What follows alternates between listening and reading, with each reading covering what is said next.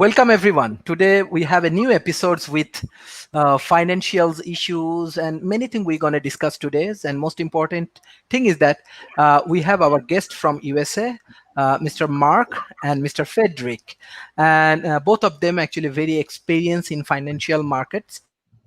They have their own training institute, running their institutes, and they engage with a lot of peoples around the world. So World Talent Economy Forums, we have strong commitments about the youth community. We are trying to help the youth community to grow their knowledge and skills in financial area, the economical area, as well as modern science and technology. So today our guest actually introduce their own concept from North America, and hopefully it will be very interesting sessions. So hello everyone, how are you today? Oh, we're doing great. Marc, go first, my friend. Yeah, doing wonderful. Fred and I excellent. Work each week to develop our show.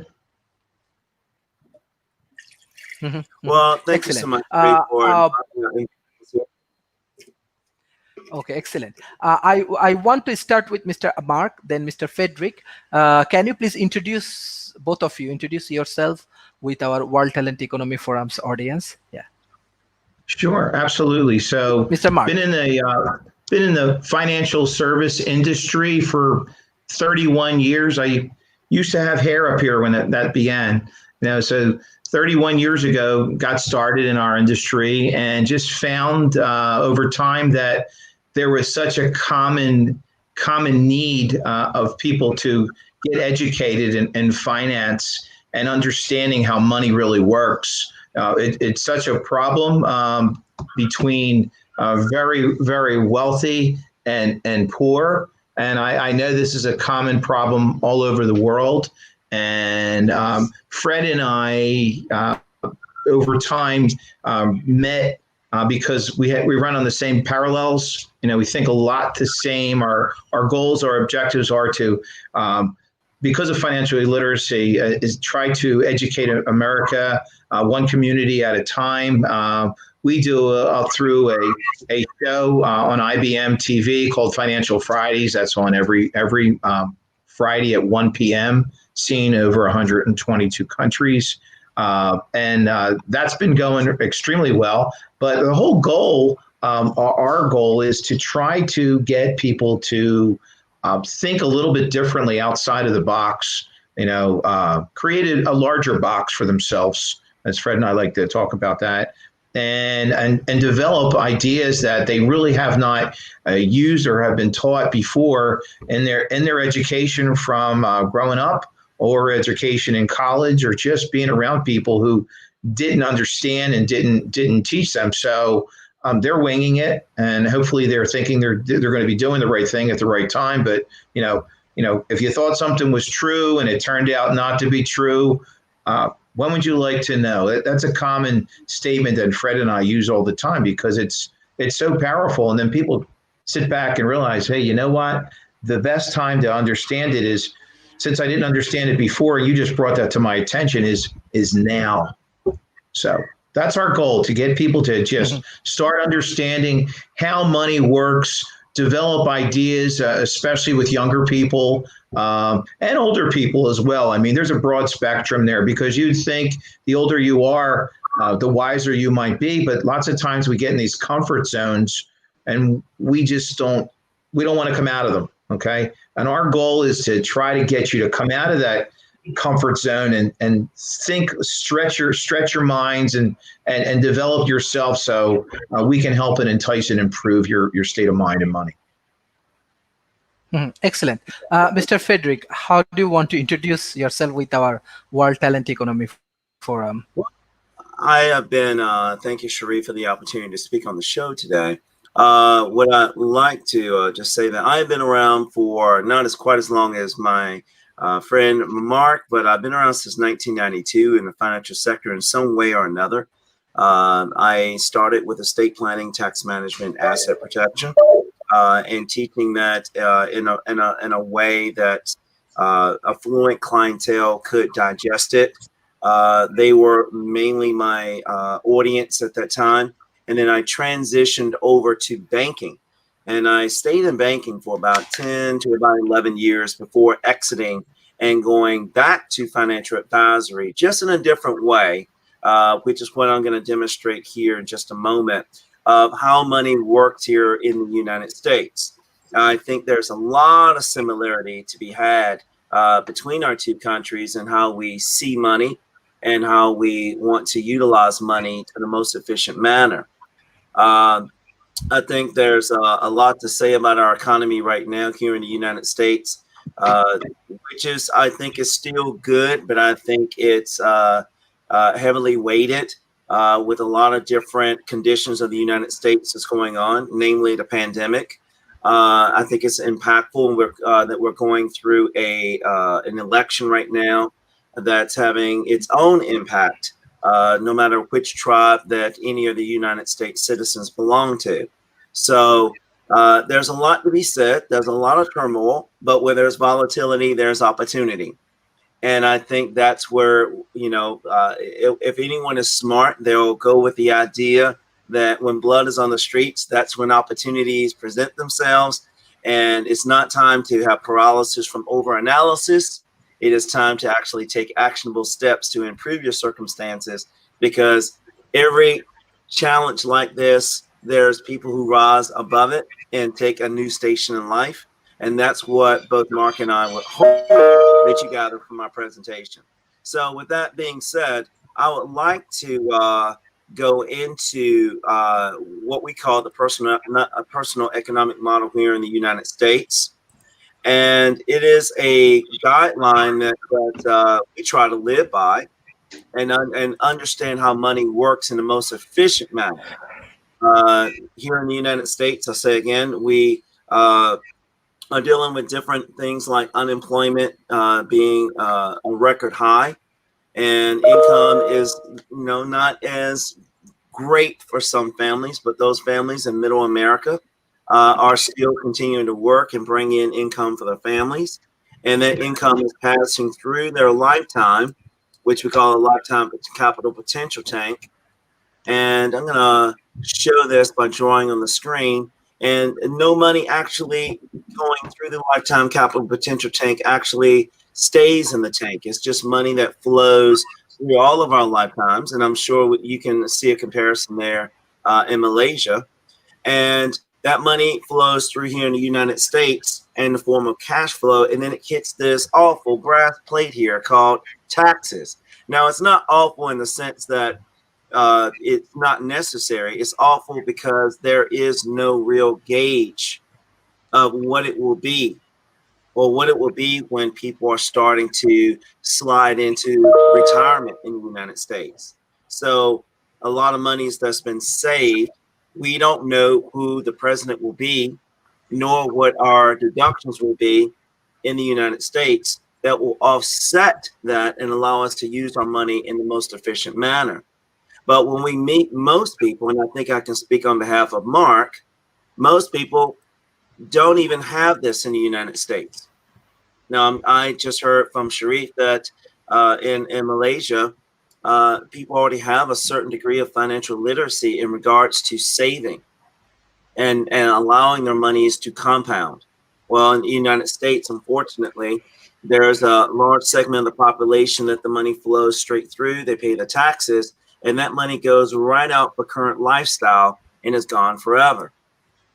What we try to do is teach financial literacy so that people can see how to use their money more efficiently. We understand that people have lifestyles, but there's a disconnect about saving. So when we look at savings, we try to entice our audiences that we have an opportunity to speak to save in one of two ways. Either save in a pre-tax plan where the money is growing tax deferred, but it has volatility and taxes that are going to be due at a later date. So they're postponing the taxes, they're postponing the tax calculation. But we're also trying to encourage people that when that money does flow through their lifetime capital potential tank and they have to pay the taxes, that instead of sending it all towards lifestyle, to send some of that money upward, which is the opposite direction of how money flows, into what we call the savings tank. This tank is an after-tax, afterthought kind of tank. I'm sure Marc would agree, right, Marc? Totally. And typically in the United States, people have all of their money saved in just really one spot, and that is in the risk tank. And that's because the money comes out before they realize it for lifestyle decisions. But for those people that do save a little bit of money, it is a little bit of money. It is just enough an emergency fund. And in order to get access to the investment tank or the risk tank, they must pay a penalty if it's before 59.5. And they must also get a 1099 for the privilege of taking that money out, early withdrawal, as we call it. So if they had more money in their after-tax tank, then they would be able to use those dollars more efficiently and not be in a position whereas they're constantly emptying this tank every time an emergency pops up. So it is a discipline that's needing to be formed, a habit. And as you know, a habit takes about 30 days for it to stick. The goal that we, both Marc and I, have is trying to get them to commit to that 30-day habit, just like you would if you were going to the gym.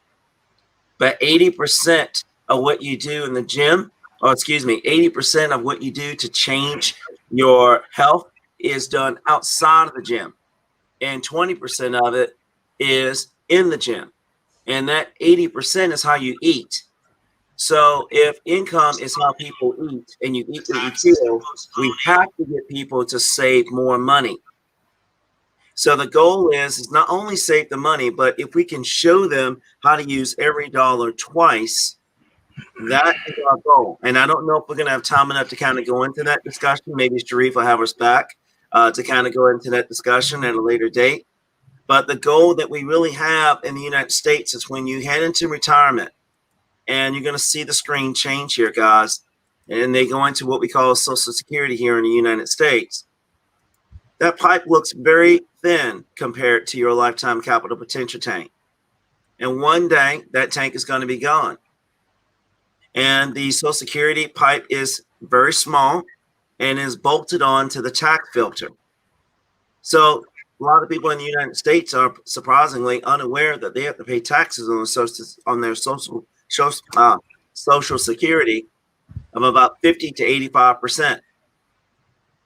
So the only way to not have over-reliance on Social Security is going to really depend on how well we fill these tanks up. If we can get those tanks filled and we can remove some of the liability and debt that people carry on into retirement, then it will allow us, when taxes do hit, no matter if it's over here, you lose. If it's over here, you win when you're withdrawing the money. They won't have too much over-reliance on this tank and run out of money and end up outliving their money or have to work longer because they have a healthy savings tank here that, with any luck, they're going to be able to fill up and allow themselves to use every dollar twice to carry them on to the end of life. Now, one thing I did skip here because I want to build it out a little bit more. When you're taking Social Security, you're about a 70% of what your income is and when you are in your income years. That means a 30% gap. So we have a system here in the United States called required minimum distribution. And it's really what we call forced distribution, which requires you to drain the tank once you arrive at age 72. Now, it is a small amount of money each and every year, but what the most unpredictable nature of that R&D is if the market is doing this. Right, Marc? Absolutely. Every day. Volatility in this tank. And as you notice, in the savings tank, there's a cap. And in the investment tank, there is not. So that means this tank is subject to go up and down. And then taxes can actually be a big bear on this tank, and you have less money to work with. So the goal is to bring and keep your income at 100% of what you are living at during your working years, and to slowly drain this tank with the inevitability that those peaks and valleys of the market could accelerate and move you down here, but you have no fear because you have a healthy green tank that will carry the rest of the distance. And this tank is tax advantage. So there is no bear on your dollars. There is nothing weighing it down, and you don't have to pay a partner as a result. So you might have to change your lifestyle to some degree if the cost of living or inflation rises. But if we can earn enough compounding in this tank that's above standard of living, adjusted for inflation, and it comes out tax-free, many Americans will be able to sustain their lifestyle and be able to do all the things that they enjoy during their working years and not run out of money.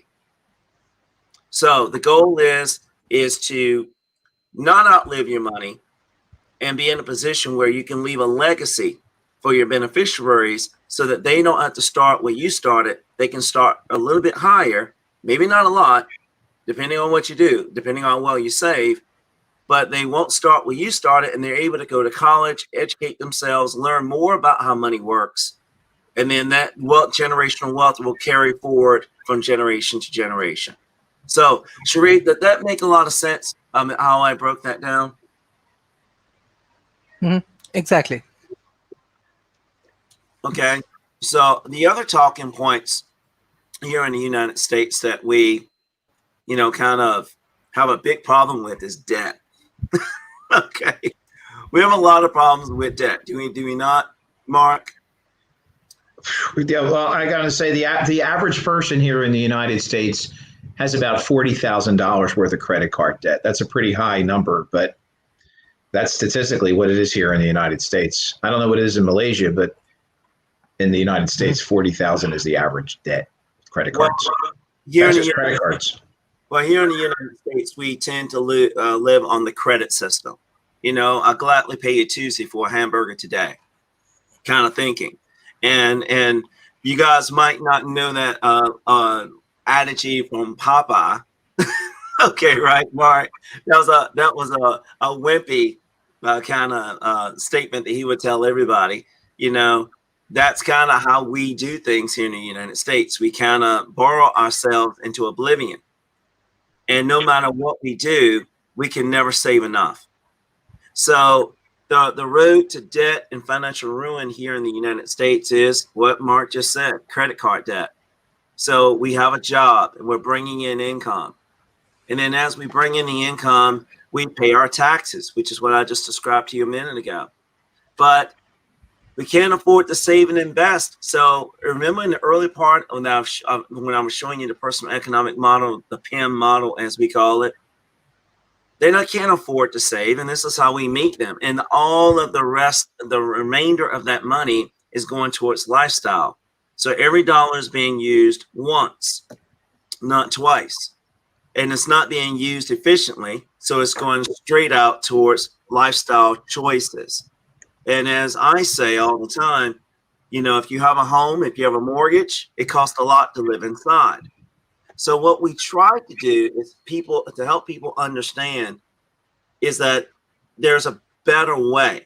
We're not saying that you can't live on credit in the United States. We're just saying that you might want to look at when you need to make a major capital purchase like a car or pay for college or pay for a wedding or buy a home, that you've got to look at how that impacts your cash flow. And you don't want to be in a position where you're always forced to borrow, way too much money that you can't afford to pay back later. So you go into debt with your credit cards if you don't realize that you can't spend what you don't have, right, Marc? You cannot spend what you don't have. And so you go into debt, and then you must reduce your lifestyle to service the debt. Well, a lot of people are okay with that because we have a credit system here in this country. They say, well, as long as I have income coming in, I'll continue to meet my obligation. However, the slippery slope is this. You have no other collateral other than your job because cash flow is king. Cash is king. So the extra money that you're putting toward the debt, though it's getting you out of debt, when the next emergency comes back up, that's unexpected, you go right back in debt, and you continue to go in debt until you are borrowed into oblivion. So you're up to your limit. So as you see here, based on this example, nothing changed, with the exception that more of the money is going towards to service the debt and less money is going towards standard of living to pay for lifestyle choices. So many people look at this chart here in the United States when we're teaching these financial literacy classes, and they can relate to it. Because when you see this, this is another word that we use in this country that starts with a B. And you know what that is, Marc? Bankruptcy. You're bankrupt. In order to free up and restore your cash flow, you must eliminate the debt. But you also must ruin your ability to borrow, even to be able to move up in a job or anything else, which could also impact your income. So the goal is to help people understand that you don't borrow what you can't pay back, or you come up with a better way of how you're saving, which takes me straight into savings efficiency. Savings efficiency simply comes down to don't spend, remember the rainy day fund, Marc, that our parents used to talk about? Yeah. Okay. Why don't you speak on that for like 1 minute and allow me to talk about the reducing expenses aspect? Sure.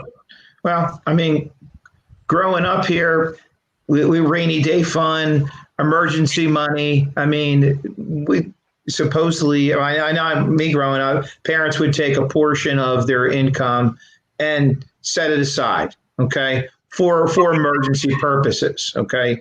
And when the time arrives when they did need to have it for emergencies, it would be there for them. And then they'd have to start over again and save more again if they did spend it out, if that's what we're talking about. Understood. So, you always want to set aside a quarter from a dollar. It's essentially. My parents always said that, if I found any spare change on the ground, I couldn't spend it. I had to put it in my piggy bank. And then one day that piggy bank would be full, and it's up to me to decide whether if I'm going to crack it and go in there and rob from my future, or I'm going to keep it and just start another piggy bank. Which one do you think I went with, Marc? Well, because I know you, Fred, I think I don't think you cracked it. I think you saved more and more and more. You would be surprised. You know what I did? What'd you do? I only did that. But I still have the piggy banks from when I was a child. Awesome.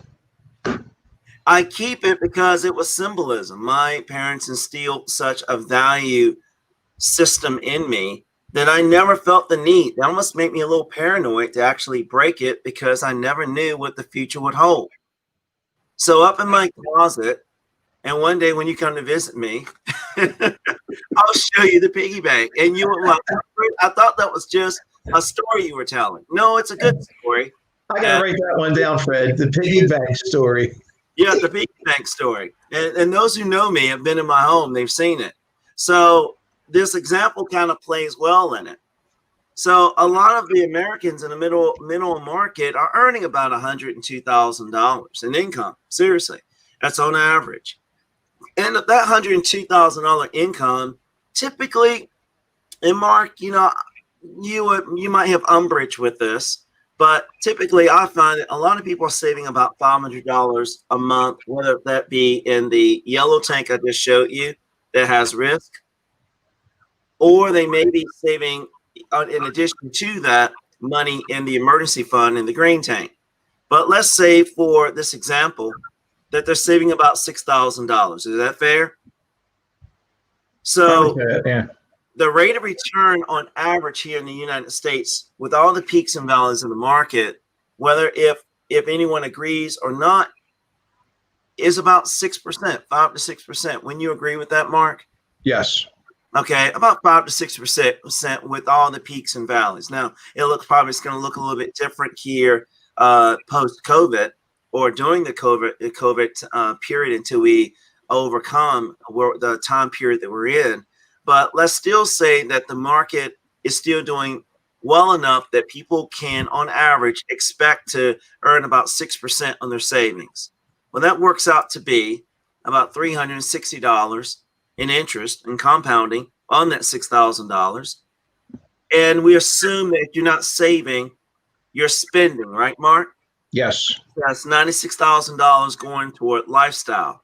So what we try to do, looking at these numbers, is help people to understand when they're saying to us, there's no money to be saved. I don't know what you're talking about. How in the world can we save it? That's what we're talking to you about, because we can't save. What we try to do is slowly but surely get them to understand that should they just reduce the expenses that they're sending out towards lifestyle, whatever choice that is, that if they could just save 1%, which works out to be $960, okay, saved, 1% of 96,000, that they can get a equivalent return on that $6,000 of 16%. First thing they tell us, nah, that doesn't make any sense. So we have to prove it to them. We'll say 16% of $6,000 equals $960. And they'll sit back in their chairs and go, okay, well, I could save 1%.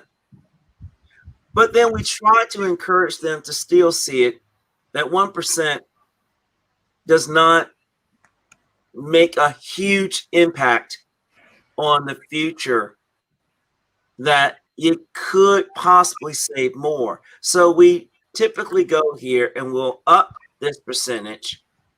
And I don't know what, Marc, you do on your side in your practice, but I put 5% in. I try to convince them to save 5%, which is about $4,800, equals to about 80% equivalent.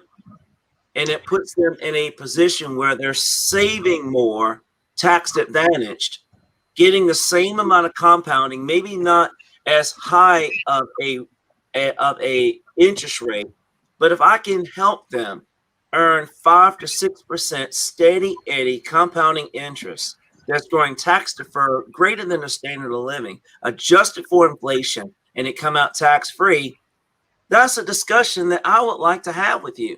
And typically they'll agree with me. So for those people that need to, instead of looking at percentages, because here in America, it comes down to dollars and cents, percentages could look any way you want it to look. We'll just try to convince them to at least save $1,000 a month. And that would look like $1,000 naturally. But at the end of the day, that will give them an equivalent return of 16.67%.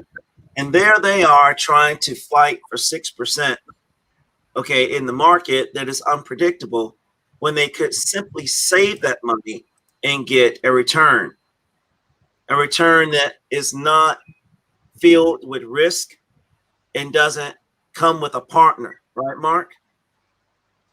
Yeah, that partner that nobody really ever talks about until it comes time for you to need it the most.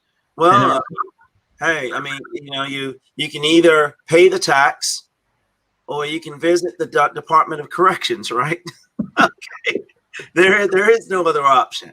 But if I can convince someone with earning, spending $96,000 to put aside $3,000 a month, and maybe that would look a little bit like maybe we shouldn't continue to contribute to a yellow tank that we don't know how it's going to be impacted in the future. And not saying that investing money is not a good strategy, but we're also saying that being more tax advantage has its attributes too. It has its positives.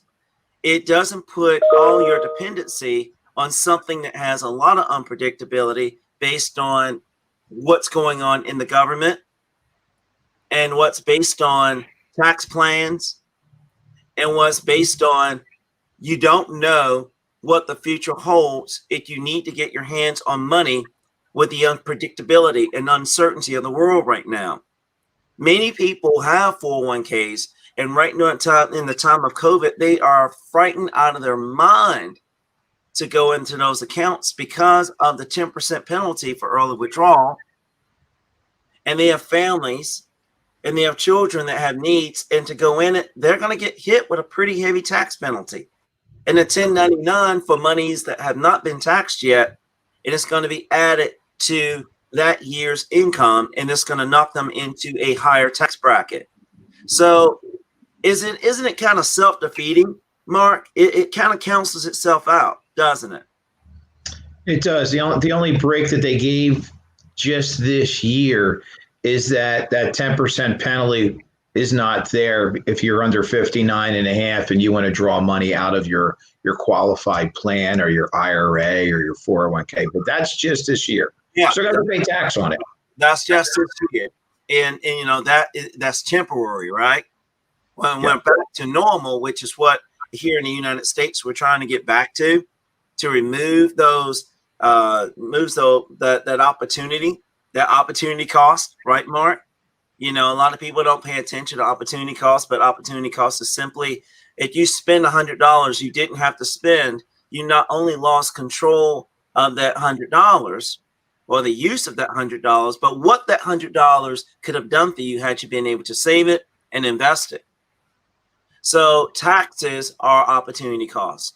Owning a mortgage or having a mortgage is an opportunity cost. They're unavoidable. But if we're able to reduce it by diversifying our saving strategy, not putting all our eggs in one yellow basket, so to speak, right, Mark? Okay. Maybe putting it in a green basket, a green tank, and allow it to compound and having use of that money, liquidity use and control of that money, we are helping people gain that financial literacy that they so desperately need, but they're living their lives and they're just assuming that this is the only way to live here in the United States. And with that, Sharif, we try to get people to realize that of this 96,000, no matter if it's 1,000 or it's 3,000, let's start focusing on tax advantage strategies. So where we can at least remove your partner, if not all the volatility in your portfolio. So how do you guys like that? Excellent. Spot on. Thank you so much, guys, for the opportunity to share with you today. I would love the opportunity, and I pray that Sharif will allow me to come back on and talk about some more other Yes, I know. But before that, I just want to add few audience response. Maybe it will give you some just 1 minute. Yes, Bartola from Sweden. He actually running Learning Society. Bartola, he said greetings. Sharita Sharma, she is involved with TAFFDs. This is an important discussion, something which would be the given serious thought to. She also said the extent to which the damage has been done will only be the guessed in the coming years.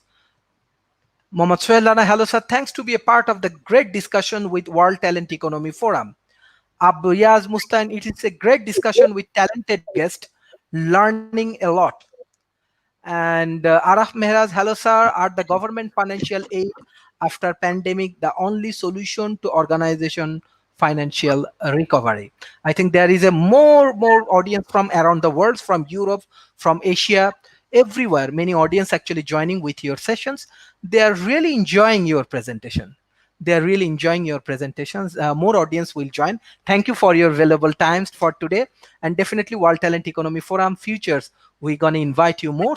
We have access around the world. And as much as possible, we are engaged with the youth and talented people from North America, from Europe, from Asia, from Africa, everywhere. So hopefully you will enjoy in the future with our policy discussions and other interesting things. Thank you. Thank you so much, gentlemen. I'll see you there. See you soon. Thank you. Thank you. Excellent. Yes. Excellent. Yes. I think there is a specific question from audience. I want to take these questions from Araf Mehraz. His question is, hello sir, are the governmental financial aid after pandemic the only solutions to organizational financial recovery? Do you want to add some things? Yes. I'm trying to understand the question. If you don't mind, if you could bring that up again so we can see it. Yes. Are the government financial aid after pandemics the only solution to organizational financial recovery? Well, currently, right now, it is, right, because we don't know where this pandemic is going to take us. Okay, obviously, this is a world problem. I believe our government here is doing everything in its powers to try to keep the country from going into a depression. Okay, definitely, we are in a recession. Prior to COVID, I mean, this country was the best it's been in many years. They were saying, I think the time was like up to Reagan. I mean, the current system was bringing this country up, and I'm sure it had a lot to do with the system before it. But this country, just the stock markets, everything was going well, other than a lot of the uncertainty that people always had with money. And Fedrick and I every week are emphasizing, no matter how well we're doing, we still have to have enough set aside, develop the better habits. So as Fred talked about, and a picture paints 1,000 words, and putting that personal economic model up there showed you yellow tank, risk, green tank, safety, and wherever we're at in the world, we still need to have the two tanks going. So we're earning more than our inflation rate is at, and we also have the opportunity to utilize our monies that we've grown when we need it the most. And no one has to tell us when we can draw from the tanks. Here in the United States, if you draw money out of your required, your qualified plans before age 59 and a half, Fred had mentioned it, you have a 10% penalty for doing that. Plus, it's fully taxable because it's pre-tax dollars, which goes into an investment that grows tax deferred. And so we have no idea in the future what the tax ramification will be on that money when we go to draw it out. But if we go early before age 59 and a half, other than this year, as I had mentioned, they waived that 10% penalty because of COVID, but that's over at the end of this year, and you go and want to draw money out of your plan. Now, COVID still might be going on, and I'm sure it will be going on into 2021. Who knows when this is going to end? So it's putting a lot of pressure on people who have saved in these yellow tanks to want to draw money out of them to survive, okay? Because we don't have a full economy here. Lots of businesses are still closed. A lot of brick and mortar are closed. Unless you're an e-commerce business, they're thriving. But if you're not an e-commerce business, you're not thriving. You're not at full capacity. I'm in the state of New Jersey where we have 25% occupancy in restaurants. Okay, so that means 75% aren't up to full staff and full use. So that's a big amount of pressure on the owners of the businesses. So, Sharif, if you don't mind me asking, in Malaysia, how is it working with COVID as far as commercial businesses? How's it working there? Okay, one specific point that when Malaysia, the first COVID come, so from the beginning, Malaysian government actually very sincere about this economical aspect. They give lot of subsidy to this small medium enterprise. They give lot of support through their e-commerce channels and other things to this small business and other parts. And yes, Malaysia have a lot of big corporation like Petronas, like Sunway, like Gamuda, many big corporations actually working inside MRCB inside Malaysia. And Malaysia is a very good place for investment and other things, and they have a lot of natural resources. So in that particular situation, government actually, I want to say, they are playing a very good role. Like example, I personally see that Malaysian prime ministers, he also moving different shopping mall. He helps to control the price of the products, regular products, let's say foods and other things. Their ministers, the healthcare system, the deputy generals, and everyone trying the level best. Unfortunately, the second wave come again. Malaysia go with this movement control order, but it's fact that example Malaysia has very good dependency on like tourism industry. So as they have a strong dependency with this tourism industry, that's why now COVID and everything controls and border close until 31st December.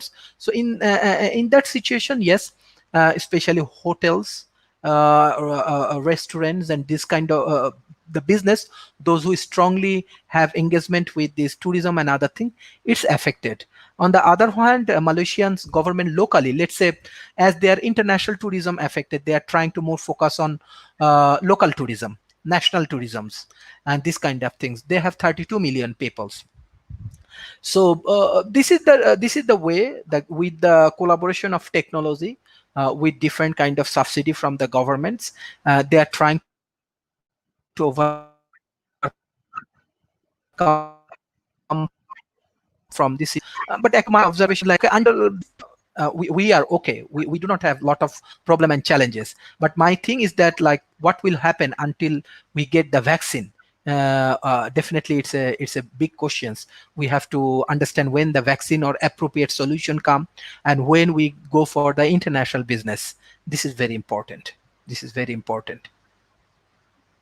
Yeah, well, I just heard 2 days ago that they were saying that a vaccine in the United States won't be ready until into 2021, and they were saying for those older people to get the vaccine, but for the younger ones, hold off until there's a better vaccine that will be distributed. Okay, so with that in mind, the vaccine, will they be able to vaccinize the whole population of Malaysia? Is there enough vaccines that will be available? Actually, for this Sinovac, with this China, Malaysia has a contract with Sinovac. Hopefully from November they start to getting this vaccine. The contract is like that Malaysian government will give them palm oil to China until 2023, and they will provide 3 million vaccine to Malaysian local people. Still Malaysian government open, but they have a very good team from the ministry. They are handling in the international market, but already they go with a contract with this China. Oh, that's good to hear. That's good to hear. I mean, it sounds like it's a little bit more advanced than the United States is. You said November? Yes. This is the things I get from the local news and from the contracts. I saw that this is the commitment. From November they want to start these things. Oh, it's wonderful. But going back here in the United States, we have also, obviously there's 52 states, and we have hotels, we have restaurants, you have tourism, you have, airlines. American Airlines they just let go, I believe it was 10,000 employees. Okay. Just got their unemployment. So that's going to put a big burden more on, our unemployment in the country. It's kind of record high right now. And so this is going to put another dampen on that. But I have to tell you that the government has come up and tried to, because this is a country where it's a melting pot. Many nations make up the United States. That's why it's the United States. And there's a lot of small business, okay, that did not set aside that green tank. Okay. And a lot of those brick and mortars have gone out of business. Okay. That's why Fred and I feel it's so important to teach people when they're younger, building that foundation. If we can get them to start developing better habits with their money, and it only takes, doesn't take a large education to figure it out. It's just that people visually, they have to see it. They have to see it in action. It's only math, okay? And math is easy, if you understand it and it's explained well to you. And it's not a scientific formula here. I mean, it might have been for people that are watching this out there, Fred showed $96,000 and 1%. Well, 1% is only $960. Okay. Now, I don't know what that is in ringgits, but I mean, I know that the ringgit is 4 times more than the dollar. So you can still should be able to. Now, or Fred uses 5%. I use 10%. Okay. If not 20%, because I really think if you put away more early now, you're going to have so much more later, and we don't know what the future will bring us, okay? With taxes, with, who figures a pandemic, okay? Think about somebody who retired last year, okay? And, they had enough money in their nest egg, okay, to retire, but it's fully taxable. Okay. No one ever schooled them on how much they're going to pay in taxes on their retirement.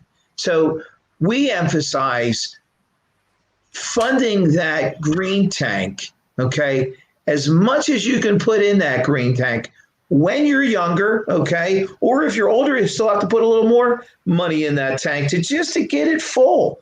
So that way, when it comes time in retirement, you saw how Fred emphasized, that yellow tank coming down, okay, with taxation next to it, because that was pre-tax dollars, okay? So help me out here, Sharif. In Malaysia, do we have a system for retirement versus sticking money inside of just inside of a bank? Is there money, is there companies that will enable you to develop retirement plans like they do in the United States, and money goes in it tax deferred, and you don't pay tax on it until you draw it out? Do you have the same type of system? I believe Yes, you do. definitely. Yes, definitely. What do they call that? Is that called an IRA, or what is the name of it? Like Employee Provident Fund, something. Okay. Yes. But Yes. it does the same thing. It has the same meaning. Yes. It has the same meaning. There is another question I want to take from audience. Hosnara Ferdos. She asked you questions. Hello, sir. How would you rate the positive methodology in view of the current economic environment? Positive? Well, okay. In the United States, is that what? Yes, Fedrick exactly. says? Exactly. Okay. Well, it's strong. The economy is fairly doing well. Okay, because of we have something stimulating. The government stimulates the market every month. Okay, that's been going on since our past administration, and it hasn't stopped. And that's what's keeping this country going. However, it's put it more in a deficit. I mean, I saw the other day the world debt clock that showed our country, the United States, over $27 trillion in debt. Okay. However, we have a stimulus that keeps the government going and keeps the economy driving, where this market has not collapsed. So people are very positive. People are still investing. I mean, there's lots of money that goes into the market every single day. Okay. So people are still investing in the country and US goods, which is really important. Hopefully I answered that question. Excellent, sir. Actually, there is a huge audience response. I want to take more questions if you do not have any things like this is the question, Mr. Shumun. His question is that what will be the most optimized and win-win solution in kickback the economy after the COVID-19 phase? Most optimized. Well, I think if you have not changed your methodology for saving, pre-COVID, post-COVID, you need to start, okay? And hopefully for those that are listening in today, we can certainly help you develop a system, okay? If you don't have someone to help you already, put something into place. This country has plenty of people who have put their money into systems, but it doesn't necessarily mean it's the right system. Our problem is everything is geared toward taxation. Okay, unfortunately, there was always, and when you get a job here in the United States, people want you to put money inside something called a 401k plan. Okay. That's an IRS code, or an IRA, or a thrift savings plan if you're a federal employee. But the problem is taxation on that money in future. So if we could help steel your mind in taking some after-tax dollars and putting them in a position, so that green tank, and having them grow where you have liquidity, use, and control on it whenever you need to, yet the tank will still keep growing if you are having an opportunity to borrow from it, yet the tank will still grow. And that's what Fred and I emphasize and we teach. So it's going to be up to every individual who's listening in to adapt because you need to adapt. If you don't want to adapt, you're not going to survive. Okay, plain and simple. No one wants to be in food lines. Okay, there's no reason for you to be there if you understand the fundamentals of money, and that's what we're trying to emphasize and teach you. Excellent. Sir, one point I just want to add, because you are doing your research, your plans, and everything based on USA. USA is the biggest economy. USA has many corporations, power purchasing agreement, purchasing power parities. This kind of things is very high compared to country like Malaysia, country like India, country like Indonesia. Purchasing power parity and many things high. Yes, even the living standards and life expense and everything is low in Asia Pacific compared to USA.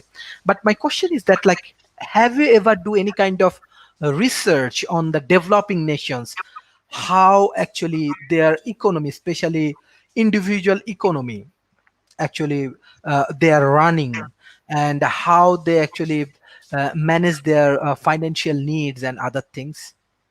Well, it's funny that you say that, because I have a lot of people that are in the United States that come from other countries that are clients, and I'm taught by them hands-on, okay, what their experiences are, and they tell me that what the fundamentals that Fred and I teach. There's a very small amount of people out there teaching those fundamentals, unfortunately. Okay, unfortunately, and you could go to Harvard, okay, you could go to an Ivy League school, and that doesn't mean that those fundamentals are taught there, because they're not. Okay, unfortunately, so you really have to meet with people like Fred and I. Okay, we're master mentors of our trade. Okay, of what we do, and that doesn't come overnight. Okay, that comes over decades of experience. Okay, being around the right amount of people that can train us so we can train the world, and that is our goal. But answering your question, I learn from the feedback that I gather from those who seek me out. Was Excellent, there a excellent. question there? So what I understand, no, no, definitely. You are more focusing on the micro initiative or the personal peoples, those who have to handle their personal financial issues and this kind of thing. You are more focused on that, Well, right? micro and macro. I mean, it really depends on, they are individuals. Okay. Everybody, I work with a lot of companies, employees. Okay. The company will bring us in, and we'll deal with educating all of the employees. Okay. Yeah, they see it's such a need for financial literacy and education. So they'll bring Fred and I in. Okay. We're members of a certain organization, Society for Financial Awareness. That's what it is in the United States. It's founded by a gentleman of 27 years ago. And I found them, but we teach employees of employers, large groups. Because of internet, it makes it life very easy. We're doing it on a time frame where everybody and their spouses can listen in. So we'll try to do it off hours from work. If it's through webinar, because of COVID, it is through webinar, but we were doing live workshops as well. But we like to educate corporations, organizations, associations. In the United States, we have unions, places of worship. We like to have the masses of the butts, okay? The more the people, the merrier. The same words are going to come out of our mouths. And if we can impact, thousands, if not hundreds of thousands, to think differently, so they can develop better habits for themselves and learn the skills that weren't taught to them by maybe their parents or their peers or their circles of influences. But now they're seeking, and maybe the mind is just a little more broad and mature, and they want to learn. Then they'll seek us out, and we'll train. And the great thing is, doesn't cost them anything. We do it for free. Okay. We love to teach. And I think it's really important, yourself there, Sharif, I thank you. You've given us an opportunity today to, teach as many people that pay attention to your show on a weekly basis. Your show comes out once a week. Am I correct? If you can tell the audience, like, what time is your show? Is it always your time, 9 p.m. Every Wednesday? No, basically, this show actually we run weekly, like around Sunday to Thursday. Every 5 days a week we run, and people from around the world, from even Ivy League University to even NASA, from Silicon Valley to Europe, many countries, even Asians and the Africans, many countries actually, they are working with us. Different think tanks like TAFFD, Transhumanist, a very interesting group of peoples, different policymakers, different big universities, they are working with us, and we are trying to creating more knowledge-based solutions. And as much as possible, we are sharing with our audience. And every day you can check, actually, they are actually engaging with your discussions. I think still you have questions. What are the, from Abiyaz Mustain, he asks you question, what are the methodological difference in the process of testing economic efficiency for small and large business entities? So, wow. Yes, basically many audience, as much as possible from around the world, they are working with us, and we try to help them. It's completely free. It's completely free. We do not have any sponsor. Actually, I have my Asia Research and Development Institute. I have Al Noor Academy Sarhadia Barhats. So we are running together this World Talents economy forums, and we are trying to engage with human life. And any of your contributions, like you want to engage with Asia Pacific markets and you want to involve with the youth community, we want to welcome you. Well, that's our whole objective. Our whole objective is to try to teach. Number one, because we're inside the United States, one community at a time. But having a world forum like this gives us the opportunity, because you know what, the same problems exist all over the world. Okay, they're just inside of borders. Okay, and it's called a country. Okay, but every country has the same type of economical problems. Some countries are set up a lot differently, have better economies than others, but the problems are inside the population. If you are not educated to understanding the system, then you're winging it. And the unfortunate thing is, it's the 80-20 or 90-10 rule.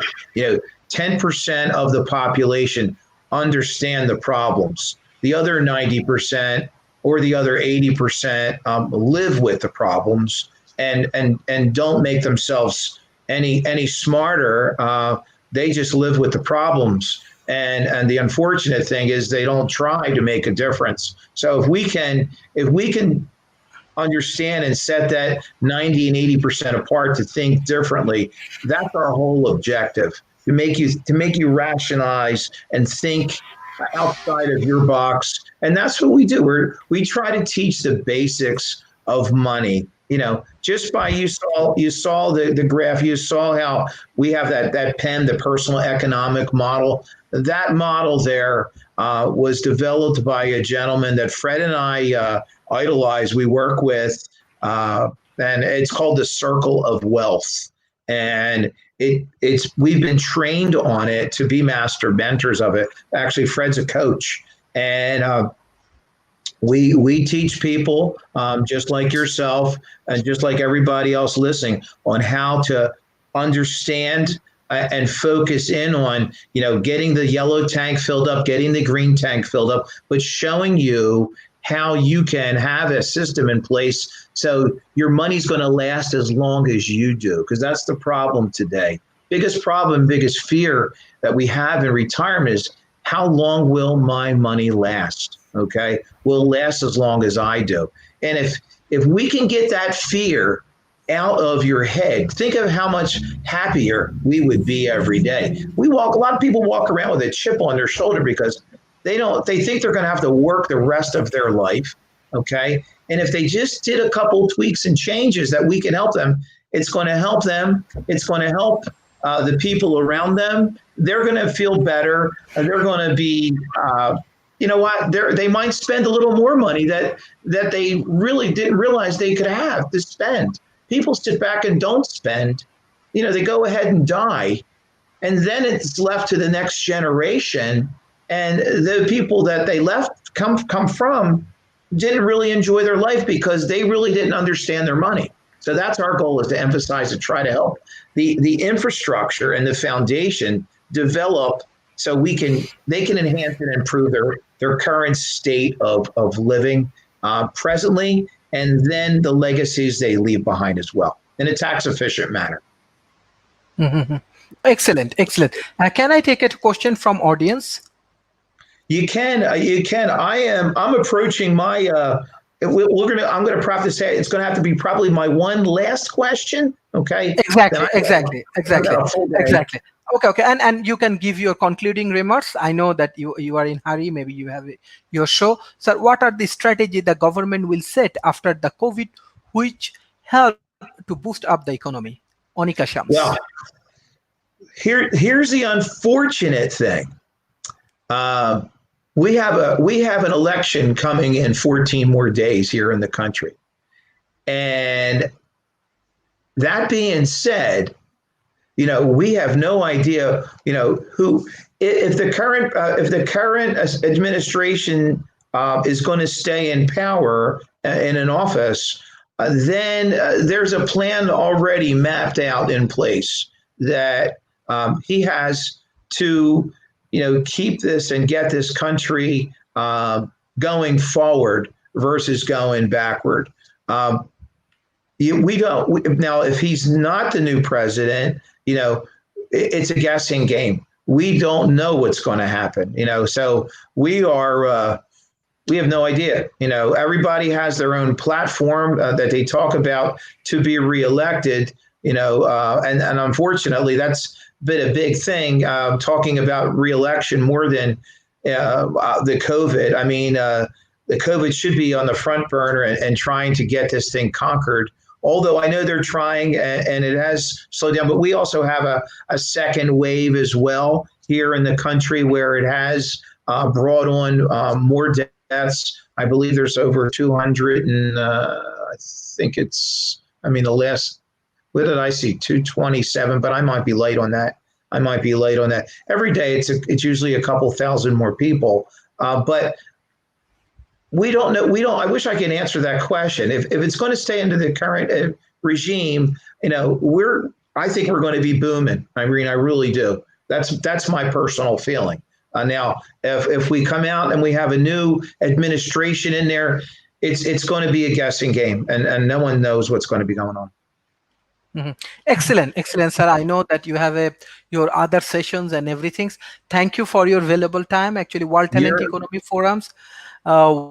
We are actually engaged with. Yes. You're very welcome. I thank you for allowing me to be on there on your show, Fred and I, and to help. Hopefully everybody has a wonderful day who's listening, and a wonderful day tomorrow. And stay healthy, wash your hands, pay attention to the rules, and be safe. Thank you. Thank you, Mr. Marc, for your valuable times and everything. Thank you, dear audience, those who come up with your very interesting questions. So we will bring many interesting people in the futures. So you hopefully World Talent Economy Forums can give all of your question answer. Thank you, Mr. Marc. We want to invite you more. Thank you. Thank you. You have a wonderful day. Thank you. Bye-bye. Take care.